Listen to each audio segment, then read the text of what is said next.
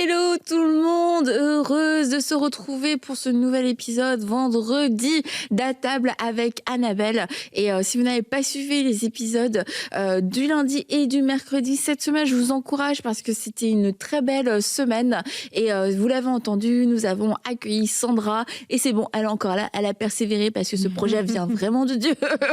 Et avant qu'on puisse commencer et accueillir aussi notre invité pour aujourd'hui, je voulais vous remercier, vous, la famille, des partenaires, et vous partager aussi un témoignage que nous avons reçu. Et c'est la fille qui écrit pour son papa. Et elle nous dit que son père a été guéri de souffrance et que l'eau qui était dans ses poumons a été séchée et qu'il a vécu un renouveau dans tous ses organes. Il a vécu une belle guérison à travers une des émissions de MCI. Alors un grand merci à vous tous. C'est toujours une grande joie de pouvoir partager ce que Dieu fait dans les corps, dans les cœurs, dans les vies, dans les familles. Et si vous-même, vous avez un témoignage, n'hésitez pas, emcitv.com/témoignage. Et vous pouvez aussi laisser des témoignages, notamment si vous nous suivez sur YouTube.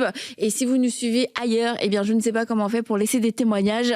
Mais sinon, utilisez l'adresse que j'ai donnée pour nous partager vos témoignages. Et comme je l'ai dit, aujourd'hui, nous avons une invitée pour terminer cette semaine. Et elle va nous raconter comment Dieu a opéré dans toutes les dimensions de son être, comment Dieu l'a restaurée entièrement, alors qu'elle était déjà en train de le servir. Et vraiment, je prie que ça puisse toucher votre cœur, parce que peut-être que vous êtes en train de faire de bonnes choses, vous êtes en train de servir le Seigneur, vous êtes actif dans votre église locale et vous dites mais je fais des choses bien, et pourtant vous sentez qu'il y a certaines choses, ça bloque, il y a des luttes, il y a des choses, vous sentez que c'est pas encore entièrement guéri. Eh bien, c'est l'invitation aujourd'hui du Seigneur pour vous guérir, pour vous restaurer entièrement, et que vous puissiez être malléable entre ses mains pour suivre son processus et son rythme aussi de guérison et de restauration. Et c'est possible de le faire en entier, corps, âme et esprit. C'est ce qu'elle nous raconte aujourd'hui. Alors, nous accueillons ensemble avec Aurélie et Sandra, nous accueillons Heidi. Hello. Bonjour Heidi. Très heureuse de t'accueillir dans À table avec Annabelle. C'est une grande joie. Ça fait quand même quelques années maintenant qu'on se connaît. Ça fait... Vas-y, dis. Je sais pas, peut-être plusieurs 9 ans. années. Ouais. 8 ou 9 ans. Et moi, je t'ai toujours connue aimant le Seigneur et puis servant le Seigneur. Ça, c'est vrai que c'était quelque chose qui m'a toujours marqué. Tu étais hyper active dans plein de projets, d'initiatives, etc. J'avoue que j'avais du mal à suivre tout ce que tu faisais, où tu allais, etc. Mais en tout cas, on va revenir aussi sur tout ça. Et aujourd'hui, donc, tu es établie dans le sud de la France. Tu donnes des formations de louange. Toi-même, tu es dans la louange et l'adoration. Et Heidi est aussi la fille de Jonathan et de Anne Berceau, que nous saluons chaleureusement. Et tu disais, c'est un honneur d'être leur fille. Oui. Et je crois que c'est un honneur aussi pour eux que tu sois leur fille, Heidi. Donc Heidi, on se retrouve après toutes ces années. Et puis, à titre personnel, on n'a pas vraiment gardé contact à s'appeler toutes les semaines. Mais moi, je continuais de te suivre et tout, voir un peu ce que tu faisais et tout. Bon, je comprenais pas tout, j'avoue, parce que il me manquait quelques épisodes. Et puis finalement, là, on a pu se parler et tu m'as raconté un petit peu tout ce qui s'était passé au cours des dernières années. Et franchement, après notre appel, j'étais wow, Seigneur, t'es bon. J'ai trouvé ça hyper beau, hyper rafraîchissant. Alors j'ai hâte que tu puisses nous le raconter à nous toutes. Et alors, je sais même pas exactement par où on peut commencer. Peut-être faire une petite mise en contexte. Oui. Donc on l'a dit, t'es la fille de Anne et Jonathan. Oui. Et du coup, t'as grandi dans une famille chrétienne, un foyer chrétien. Et peut-être à quel moment, toi, t'as fait vraiment une rencontre personnelle avec Jésus? C'est toujours une question qui est difficile à répondre, surtout quand on a des expériences très jeunes. Donc moi, je me souviens d'avoir passé des moments de louange avec le Seigneur en larmes devant Dieu quand j'avais peut-être 6 ou 7 ans. Donc je sais que j'ai eu des visions, j'ai eu des rêves, j'ai eu des moments de louange très tôt quand j'étais plus petite. Je me suis fait baptiser, j'ai été baptisée dans le Saint-Esprit et je me suis fait baptiser d'eau à mes 13 ans. Et après, j'ai commencé à servir Dieu dans l'église en tant que louangeur à 15 ans. À 15 ans. Oui. Et Dieu développait mes dons. Et au début, c'était un peu drôle parce que je savais pas que je pouvais peut-être avoir un don d'enseignement.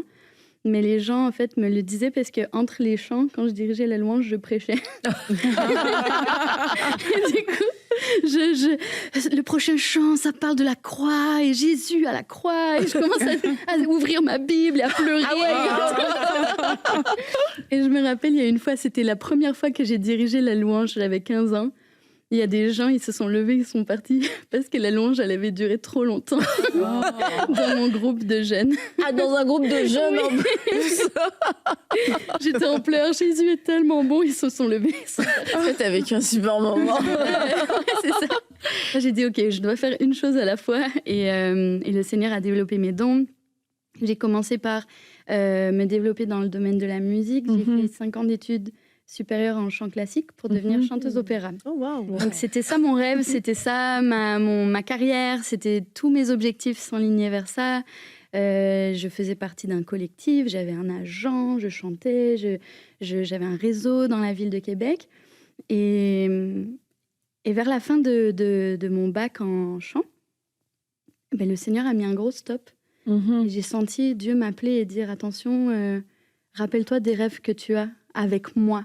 Pas que sur scène ou à voyager dans le monde, à chanter avec les orchestres et tout. C'est beau, mais où est-ce que je suis moi là-dedans? J'ai vraiment senti cette voix-là. Et j'ai donné 1 an à Dieu pour remettre ma vie en ordre. Je suis allée à l'école biblique. J'ai continué à l'école biblique, je suis devenue pasteur. Donc j'ai vraiment mis cet épisode. Moi, je pense que c'est un peu dans cette période-là que je t'ai connue. Moi, j'étais impressionnée, tu vois, une jeune comme ça. Puis je me souviens,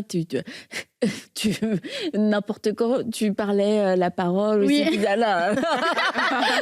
Pas que quand tu chantais.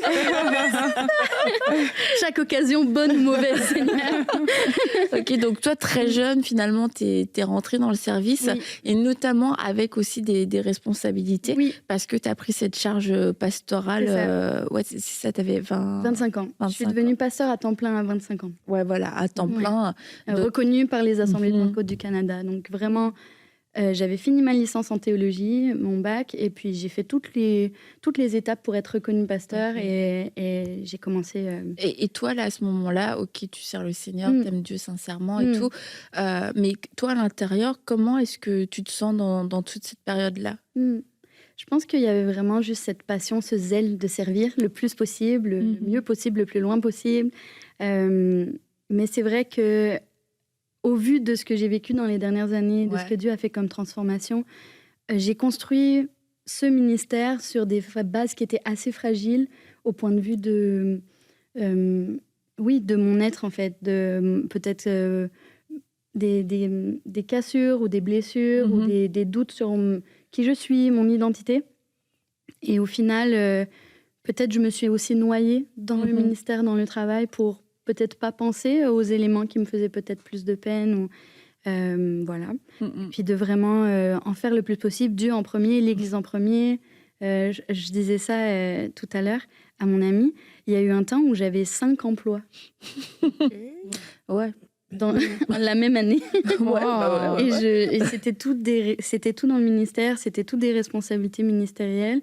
Et je jonglais avec tellement de rôles et tellement de titres et tellement de fardeaux pour les jeunes, les ados, la louange, beaucoup de choses, que c'est vrai que maintenant, en ayant une vision et en ayant un rythme plus lent, je vois à quel point il y a énormément de grâce là-dedans aussi. Mais tu sais, c'est beau je veux dire ça, c'est dans la jeunesse aussi, c'est une force, c'est de pouvoir servir à fond et de pouvoir être un peu partout, avoir un peu cette folie et puis un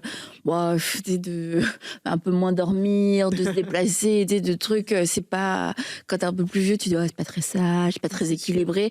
Bon, après dans la jeunesse, c'est cool de vivre ça, mais c'est important aussi de pas tomber dans cet extrême où est-ce que je le fais pour me noyer? Est-ce que je le fais pour me nourrir et pour venir couvrir en fait autre chose? Et ça, c'est quand même important de se le dire. C'est super. Moi, je trouve ça génial de voir des jeunes être à fond, mais tout le temps s'assurer, ok, est-ce que j'ai ma relation avec Dieu, et est-ce que c'est pas un échappatoire? Ouais, c'est ça. Est-ce que c'est pas un échappatoire, une fuite? Ouais, c'était juste ça. Mais tu as répondu à la question parce que je voulais lui demander est-ce que c'était juste la passion pour Dieu ou alors ça cachait quelque chose de plus profond? C'est ça que je voulais te poser comme question. Oui, je pense que c'est comme quand on a une tache sur notre t-shirt, on peut passer plusieurs jours, si on met le même t-shirt le même jour, mais toute la journée sans le voir. Et c'est ce que je pense que j'avais pas compris encore sur ma force de caractère, c'est qu'il y avait des choses qui étaient encore fragiles dont je m'étais pas rendu compte, comme des angles morts. Et à travers les épreuves par lesquelles je suis passée, j'ai pas eu le choix de prendre soin de ces blessures-là. Et c'est ce qui me permet maintenant d'aller mieux. Mais sur le coup, j'étais pas consciente. Ouais. D'accord. Et donc, tu es ici, super. Oui. Et là, grand changement de vie, nouveau projet, tu pars en Australie. Oui. Genre à l'autre bout du monde, quoi. Oui. Ouais, tant qu'à faire, on fait pas les choses à moitié. Tu pars faire quoi en Australie? J'ai visité l'église de ma sœur en Australie à l'occasion de la naissance de mon premier neveu. Donc, je suis allée visiter premièrement mon premier neveu. Gentille tati. Ah oui, je suis une tati en puissance. Gaga. Ah oui, donc je suis vraiment une super tati. Si je peux le dire ça de moi.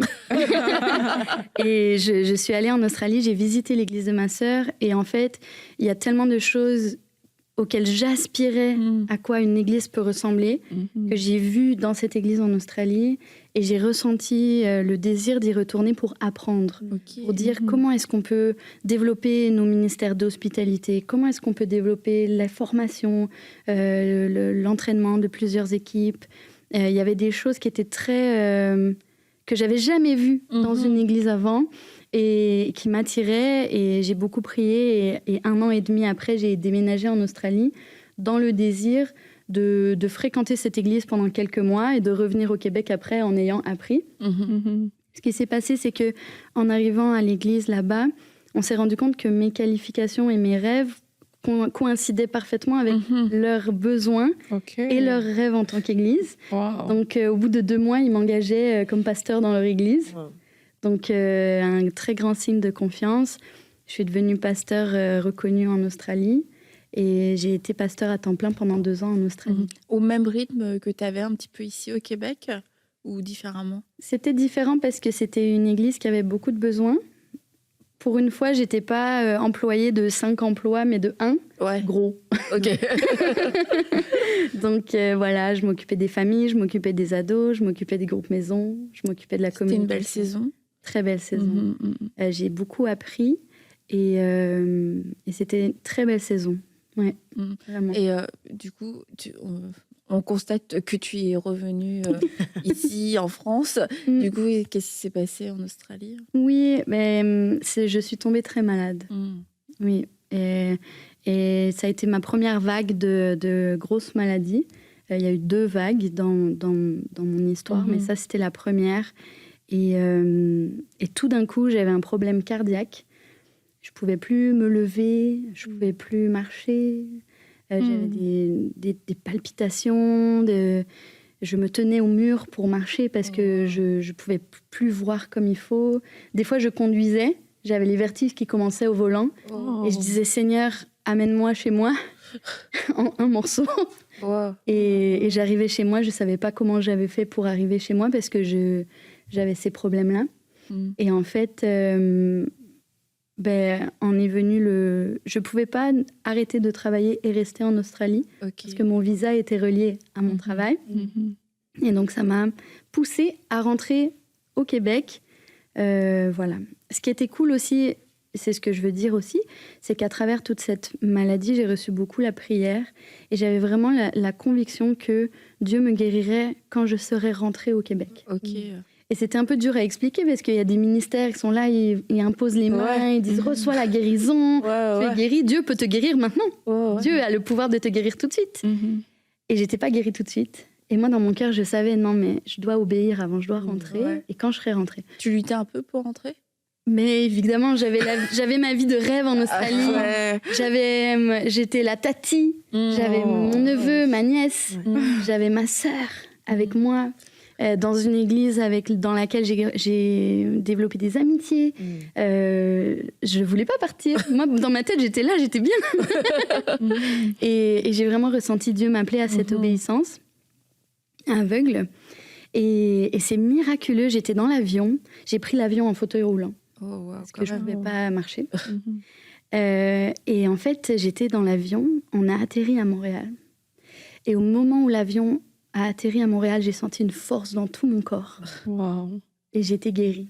Dans l'avion. C'était littéralement, tu seras guérie, ok. Quand tu arrives, Dieu n'a pas perdu une seule seconde à ma guérison. Du coup, t'es sortie de l'avion. J'ai sorti de l'avion debout, sans fauteuil. Wow. Je suis rentrée dans l'avion en fauteuil. Ouais. Je suis sortie sans fauteuil. Et c'était fini. Et c'était fini. J'ai plus jamais eu ce problème.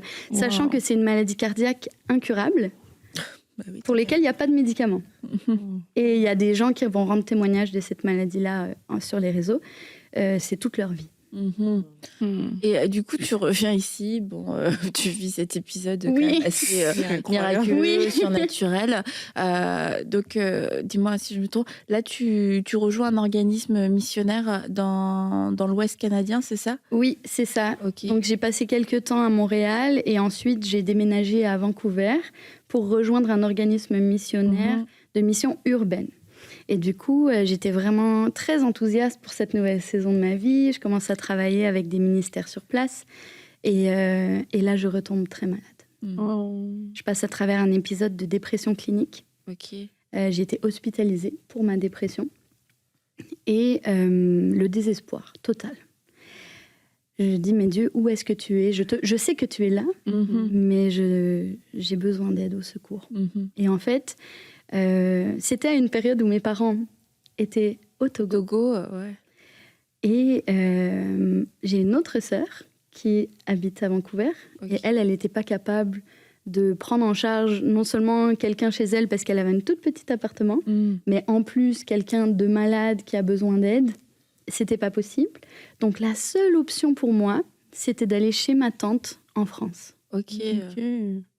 Dans un studio que mon grand-père avait construit, qui était meublé, donc il y avait quand même ce côté d'indépendance. Il y avait une place pour moi. Mais là, ça te demandait de déménager, c'est ça, d'arrêter ce que tu étais en train de faire. Exactement. Dans un état en plus pas super. Oui, voilà. Et donc là, cette fois-ci, c'était une maladie de la thyroïde, pas une maladie cardiaque. Et c'était à peu près les mêmes symptômes. Mes yeux ont gonflé, mais pas de la même manière. Et du coup, je voyais tout double. Pendant des mois, j'ai vu double. J'ai dû faire de la rééducation pour ma vue. J'ai perdu énormément de poids. Et puis après, j'ai pris beaucoup de poids. C'est la thyroïde, c'est toujours très sensible. J'ai perdu beaucoup de masse musculaire. Je ne pouvais plus monter les escaliers. T'es arrivée dans cet état-là en France? Oui. Oui, donc les missionnaires avec qui je travaillais m'ont dit, mais là, Eddie, tu peux pas continuer comme ça, tu dois aller dans ta famille, tu dois te ressourcer, tu dois recevoir les soins dont tu as besoin. Donc, en une semaine, en étant malade, j'ai fait mes cartons. J'ai tout mis dans un lock. J'ai pris l'avion, encore une fois en fauteuil roulant. Et je suis allée en France. Et en France a commencé ma période de restauration. C'est que l'histoire ne s'arrête pas là. Ça pourrait être comme, j'ai vécu mes meilleures années. C'est ça, elles sont derrière moi. Là, il y a une autre histoire qui commence. C'est ça. Et c'est important que tu puisses raconter où t'en étais, tout ce que tu avais vécu. Et je le redis parce que tu faisais des bonnes choses, en fait. Tu serves à Dieu, tu as été fidèle. Et donc, arrive une nouvelle saison dans ta vie. Une nouvelle saison dans ta vie qui, finalement, semble être horrible. Qui a été au final salutaire pour toi. Exact. Donc tu emménages dans ce studio, tu commences à faire un suivi médical. Et là, tu es forcée d'arrêter en fait aussi tes engagements, tout le service et tout. Comment tu vis ça, de vivre un temps creux à ce niveau-là? Oui, la première fois que je suis tombée malade et que je suis rentrée d'Australie, ce qui a beaucoup été travaillé, c'était mon identité dans le service. Je suis plus que Pasteur Heidi. Je suis aussi que Heidi. Et c'est bien. Et qui je suis en dehors du ministère. Et ça, j'étais déjà passée à travers cette guérison-là. Mais en arrivant en France, tous mes repères étaient perdus. J'avais plus d'amis. Parce que mes amis... Ben non, j'ai toujours gardé, j'ai des amis très précieux. Mais des amitiés précieuses. Mais elles sont loin. Je sais pas où je suis en France. J'ai rien construit en France, il n'y a rien devant moi. Parce que tu es partie, tu avais 10 ans. J'avais 10 ans. Donc, tout pour moi est un choc. Je me dis, ça fait combien de fois que je recommence ma vie quelque part? Et là, j'ai pas mes cartons, j'ai une valise avec quelques trucs dedans. Et en fait, je dois recommencer. Seigneur, où suis-je? Qui je suis? Je me reconnais pas. Est-ce que je vais sortir de cette saison-là? Les médecins m'ont dit, bon, là, ce que vous avez, c'est très grave. On ne sait pas combien de temps ça peut prendre avant de se remettre. Mais la bonne nouvelle, c'est qu'une fois que le traitement est fini, normalement, il n'y a plus de problème. Mais on ne sait pas combien de temps le traitement va durer. Donc là, au début, je fais « Ah, ok, bon, 3 mois, c'est bon. Peut-être 6 mois, un long traitement, allez, peut-être 6 mois. » Et là, le docteur, il me dit « Entre 2 et 3 ans. » Oh, c'est lent. Et là, je fais « Mais 2 à 3 ans à faire quoi? » Quoi? Et c'est ce jour-là que j'ai acheté mes citronniers. Ok. On en reparlera plus tard. Mais j'étais sous le choc de me dire, est-ce que je dois mettre ma vie sur pause pendant 2 ans, pendant 3 ans? Et en fait, c'est là que je me suis activée. Je me suis dit, je veux pas qu'aucune journée soit perdue. Donc après, des fois, il y avait des journées qui étaient très soft. Mais je me disais, Heidi, je suis fière de toi, tu as fait ta vaisselle aujourd'hui. Parce que tu étais très fatiguée aussi. Énormément fatiguée. Je dormais presque toute la journée. Ça m'épuisait juste de parler à quelqu'un. Je pouvais pas sortir dans les magasins, il y avait trop de bruit, il y avait trop de gens. J'ai été isolée chez moi pendant au moins 9 à 10 mois. Mais c'est une décision sans sortir. Que tu as prise de rendre que chaque jour soit quelque chose de bien. Tu as vraiment marqué cette chose-là. Oui. Je disais, à la hauteur de ce que je peux faire, moi, je veux m'engager à vivre dans une maison propre parce que j'en ai besoin. Et donc, je m'encourageais. Je disais, allez, on lave, on passe l'aspirateur, on lave les draps, on ouvre la fenêtre. Et des fois, c'était la seule chose que j'avais fait dans toute la journée, mais j'étais contente. Aujourd'hui, je me suis lavée, j'ai brossé mes dents, j'ai mis des habits propres. C'est peut-être tout ce que j'ai été capable de faire, mais je me suis activée, j'ai fait quelque chose. Et au fur et à mesure, j'ai fait de plus en plus. Je dois prendre rendez-vous chez le médecin, je prends rendez-vous chez le médecin. Je dois aller faire mes prises de sang. Je me dis dans mon calendrier, telle date. Ça a été quelque chose pour moi, parce que pour une fois, mon calendrier était vide. Il n'y avait pas de rendez-vous, il n'y avait rien. Il n'y avait pas de grande date, il n'y avait pas d'implication, il n'y avait rien. Je regardais mon calendrier Google, vide. C'est la première fois dans ma vie que ça m'arrivait. Vide, rien. La seule chose, c'est Pâques. Ok. C'est ça. Et je fais rien à Pâques. Et oui, toi, Sandra, tu sais, quand on chante Pâques, c'est énorme. Tu es bien placée pour le savoir. Ah oui, merci Seigneur, c'est Pâques. Ok. Qu'est-ce que ça change dans ma journée? Pas grand-chose, mais je vais méditer là-dessus, mais ça implique rien que j'ai besoin de faire. Et dans ta relation avec le Seigneur, c'était comment à ce moment-là? C'était très intériorisé. J'exprimais pas beaucoup. Donc les gens autour de moi, peut-être se sont inquiétés en se disant « Heidi, peut-être elle a lâché la main du Seigneur. Mais non. Mais j'avais même pas l'énergie de m'expliquer. Mais j'avais vraiment cette communion avec le Seigneur où je sentais qu'il me tenait. Il y a des fois même, je m'endormais le soir et c'était comme si je dormais sur l'épaule de Jésus comme ça. Et je sentais une présence qui me portait. Il y a des moments où je me sentais vraiment, comme si Jésus était avec moi dans la pièce. Et c'est ce qui m'a porté. Et même si je ne l'ai pas beaucoup exprimé ou que peut-être le fait que je refuse peut-être d'aller à l'église parce que je n'arrivais pas à sortir de chez moi. Ou s'il y avait un groupe maison dans ma maison, ben, j'y participais pas. Donc ça avait peut-être l'air de loin que voilà, j'étais peut-être découragée ou réticente. Mais en fait, c'est vraiment que entre moi et Dieu. Ouais. Et j'ai vraiment vécu ce moment d'intimité de dire, ben, il n'y a que toi, Seigneur. Et j'ai l'énergie pour faire une seule chose. Et ma seule prière, c'est au secours. Aide-moi. Et le Seigneur a répondu à ma prière.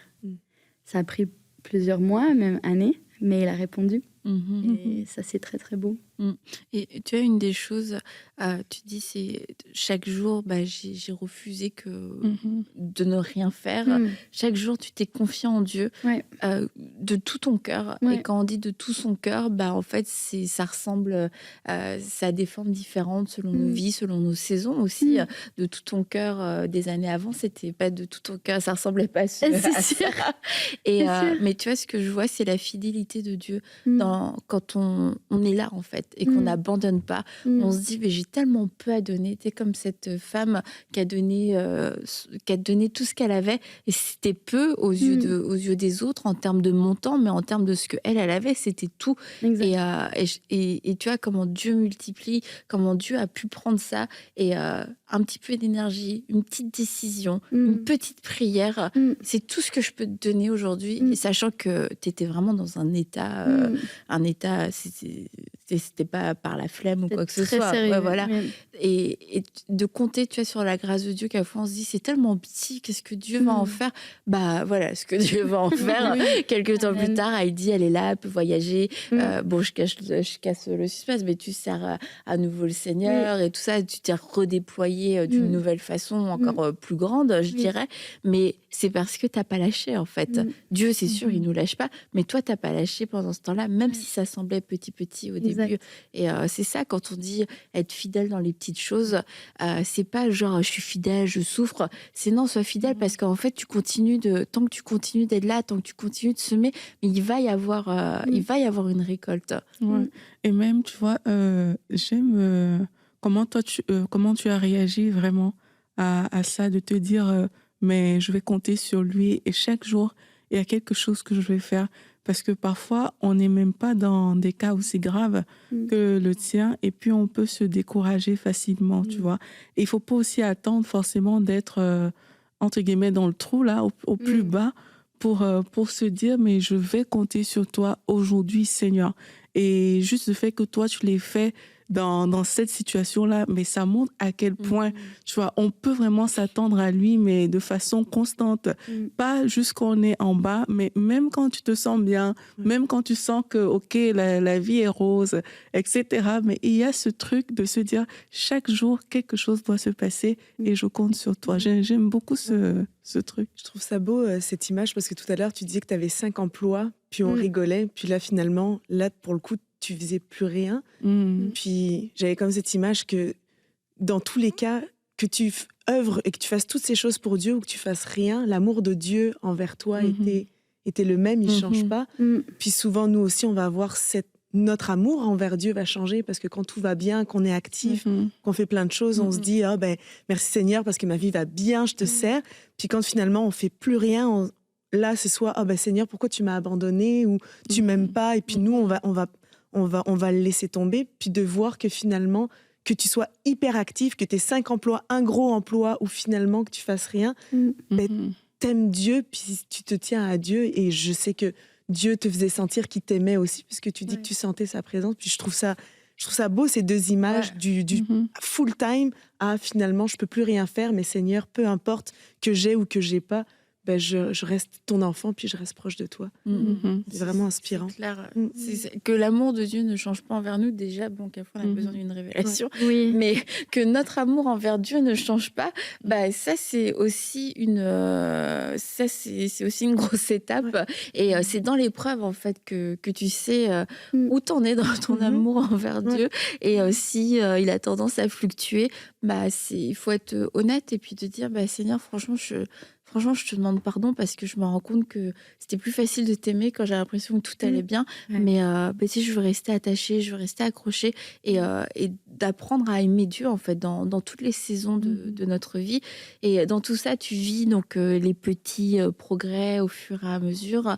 Mais si je vois le temps qui passe et je veux vraiment qu'on ait le temps d'en parler, c'est tu vas quand même mieux. Je pense à ce moment-là, il s'est passé pas mal de choses. Mais tu vis un moment assez tournant dans ta vie quand tu t'es, je sais pas comment le dire, mais exposé à les délivrances. Oui, c'est vrai.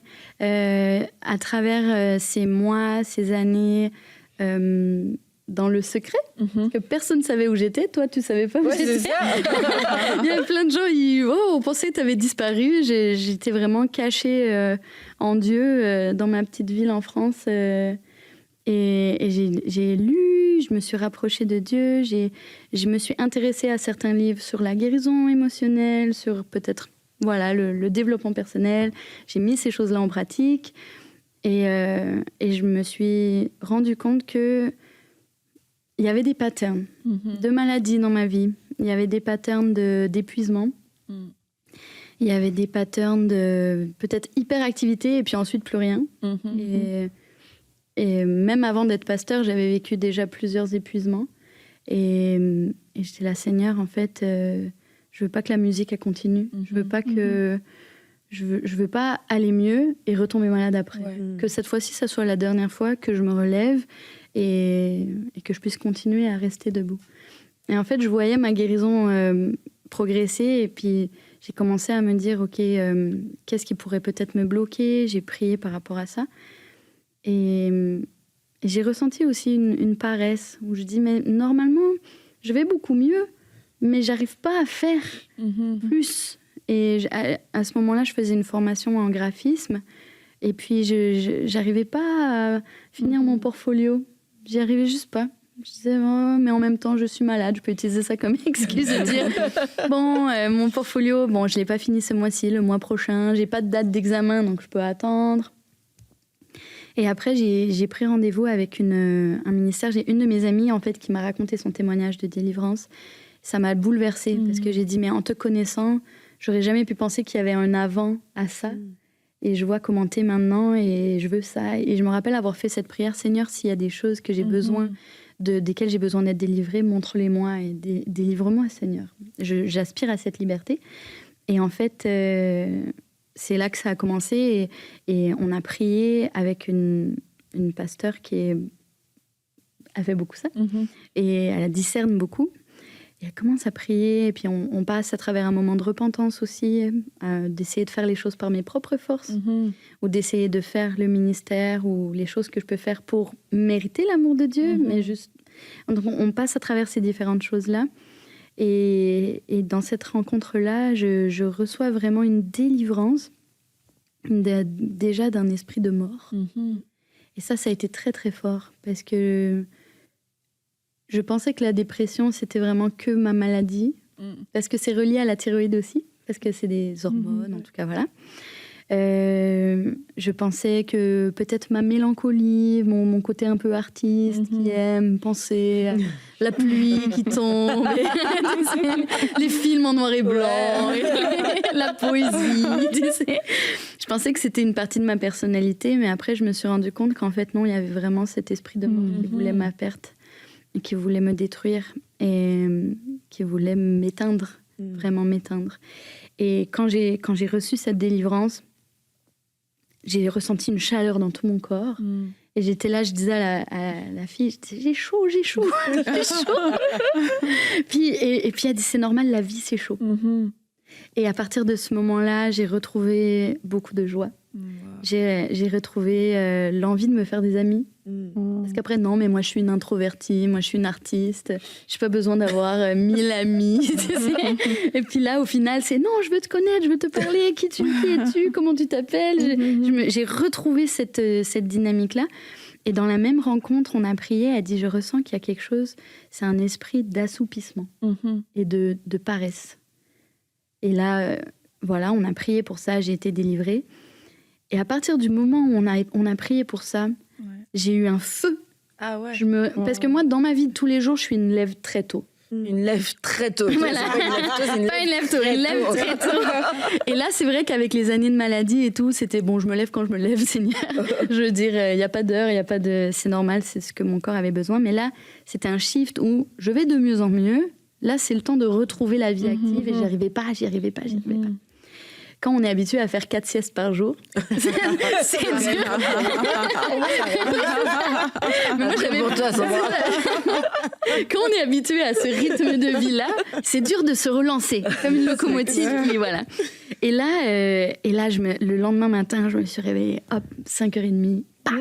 Je suis prête, j'ai plein d'idées, je pouvais faire des heures sur mon ordinateur, j'ai fini mon portfolio, mais comme ça, j'ai passé mon examen. Le Seigneur a commencé à me donner des idées, j'ai commencé à écrire. Là, j'ai fini presque un manuscrit pour un nouveau livre. Bah ouais. Wow. Et là, en fait, je dis, Seigneur, tu m'as donné une Red Bull spirituelle, là ? Non, ça, c'est le normal. Ce qui n'était pas normal, c'est ce qui te bloquait.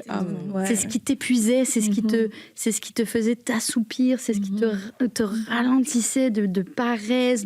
C'était une façon que le diable utilisait pour te ralentir et t'empêcher de me servir. Maintenant que ça bloque plus, là, ça y est, je suis revenue. I'm back. Oui, c'est ça. J'ai commencé à donner des cours de chant à des gens, mais on se rencontrait dans la rue. Je faisais un truc pour la fête de la musique. La personne, elle vient me voir après. Elle fait, j'ai du mal à respirer. J'ai dit, vas-y, pousse. Je commence à lui donner des cours de chant, mais dans la rue à Marseille. Et puis là, je fais, ah Seigneur, je me sens prête à redonner des cours de chant. Papa. Ah, donc mais si moi, on croise dans la rue, c'est bon, on peut te poser des... Bien sûr. Cours de rue. C'est ça. Et j'ai ressenti en fait cet élan de tout ce qui dormait en moi s'est réveillé.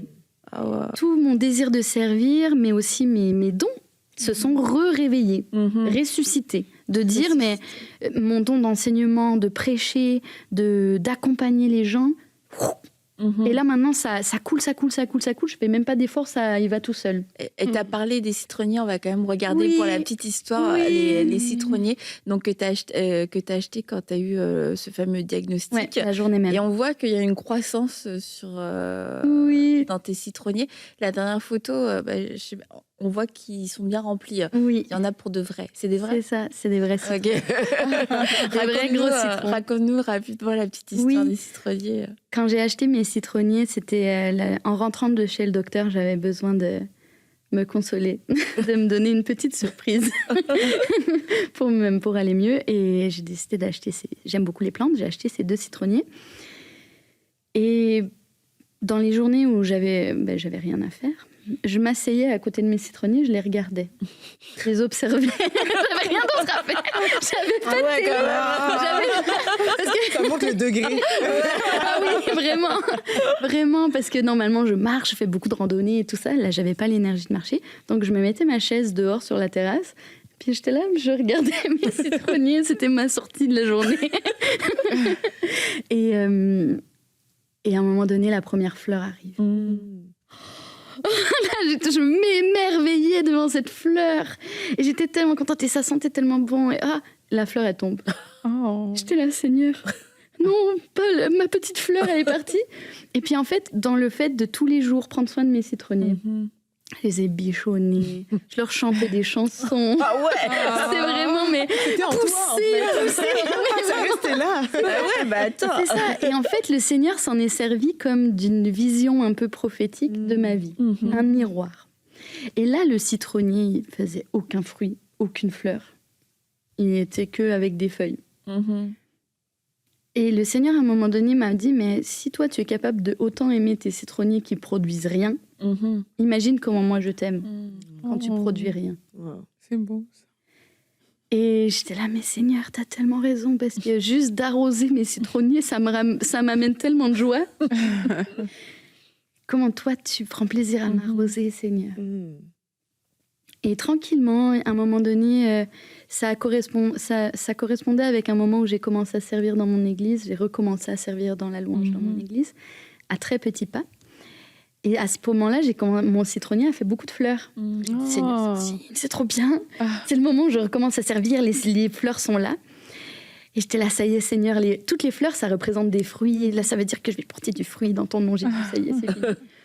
Et là, en fait, mon citron, tous les petits mini citrons sont tombés, sont devenus noirs, sont tombés. Et là, plus de fleurs. Et là, j'étais là. D'accord. J'étais pas prête. Le citronnier, il n'était pas prêt à faire un gros citron. Et du coup, je réfléchissais et puis je méditais là-dessus. Moi, je suis très poète. Alors, qu'est-ce que mon citron essaie de me dire aujourd'hui? Qu'est-ce que Dieu essaie de me dire à travers les citronniers, hein? C'est plutôt ça. J'étais là, c'est vrai, Seigneur. Peut-être que je me suis trop embarquée trop vite dans le service ou je me suis dit que j'étais prête. Peut-être tu montres que je suis pas prête. Je vais faire attention. Et ça a été vraiment un précurseur pour me montrer de faire attention au rythme dans lequel je recommence à servir. Ça m'a beaucoup aidée. Et après, mon citronnier, c'est un citronnier, il a fait une mandarine. Ça, c'est étonnant. Et si on regarde la photo, vous allez la voir, la mandarine, elle est là. Oui. Vous voyez vrai, la orange? Oui. On ne sait jamais, encore à ce jour, je ne sais pas ce qu'elle fait là, mais elle est là. Heidi, il faut qu'on ait la fin de l'histoire. Oui. Il faut qu'on ait la fin de l'histoire. Donne-la-nous la Je suis partie. Pardon. pour moi. Je suis partie en France. Je suis partie au Canada pour servir Dieu, pour recommencer mon ministère. Et le jour où je suis partie, il y avait peut-être une trentaine de citrons sur mes citronniers, des fleurs, des gros citrons, des petits citrons et une mandarine. Magnifiques. Et une mandarine. On ne sait toujours pas à l'heure actuelle pourquoi la mandarine. Je pense que c'est une bouture hybride de magasin qui a dû faire un fruit bizarre. Oh, c'est une signification. Mais voilà, des fois on ne s'attend pas à ça, mais Dieu nous donne des choses. Merci Heidi. Moi, comme j'ai dit, ce que j'aime dans ton témoignage, c'est comment Dieu a opéré dans toutes les sphères de ton être et comment il l'a fait, mais aussi ce que tu lui as donné en fait. Et de voir que, je le redis, donnez ce que vous avez, ça vous semble tellement insignifiant, mais c'est comme cette image du citronnier. Mais en fait, Dieu prend plaisir à arroser et il va y avoir une saison où à nouveau vous allez porter du fruit. Une saison où votre cœur va être totalement guéri. Une saison où votre corps sera guéri. Une saison où spirituellement vous serez entièrement délivré. Et c'est peut-être pas la peine d'attendre 5 ans, 10 ans, mais c'est en tout cas, je sais pas comment Dieu va le faire dans votre vie, mais une chose est sûre, c'est que si ça vous interpelle, c'est le moment de passer un temps avec le Seigneur et de dire, ok Seigneur, de quoi est-ce que j'ai besoin? Est-ce que moi aussi j'ai besoin de guérison? Est-ce que je me suis perdue dans le service? Est-ce que je me suis perdue dans mon travail, dans ma famille, peut-être avec mes enfants? Mais où est-ce que j'en suis aujourd'hui réellement avec toi? Et ce que tu veux faire, fais-le. Je veux être entièrement libre. Et je veux porter du fruit sans qu'il y ait aucun frein à tout ça, comme tu l'as fait dans la vie d'Heidi. Et vraiment, c'est beau ce que Dieu a fait. Merci de nous l'avoir raconté. Merci d'avoir ouvert ton cœur. Et merci à tes citrons d'avoir poussé. Merci Seigneur. Merci Seigneur. Vraiment, c'est à lui toute la gloire. Vraiment. Bon, en tout cas, on va continuer de te suivre, Heidi. Et merci à vous, les filles, d'avoir été avec nous. Puis à vous toutes, bon week-end, bonne fin de semaine. N'hésitez pas à envoyer vos témoignages. Bye bye.